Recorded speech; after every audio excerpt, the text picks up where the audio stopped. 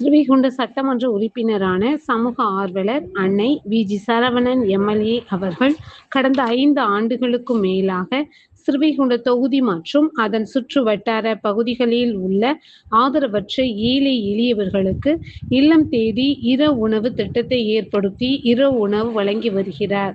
இந்நிலையில் தமிழக வெற்றிக் கழகத்தின் ஐம்பெரும் கொள்கை தலைவர்களுள் ஒருவரான சமூக ஆர்வலர் அஞ்சலையம்மாளை கொள்கை தலைவராக அறிவித்ததன் ஏற்பால் தமிழக வெற்றிக் கழகத்துடன் இணைந்து தமிழகத்தின் நிரந்தர முதல்வர் திரு சி. ஜோசப் விஜய் அவர்களின் ஆசியுடன் கழக பொதுச் செயலாளர் அண்ணன் புசியன் ஆனந்த் அவர்களின் வழிகாட்டுதலின்படியும் மதிய உணவு மற்றும் இரவு உணவு திட்டத்தை ஏற்படுத்தி உணவு வழங்கி வருகின்றார்.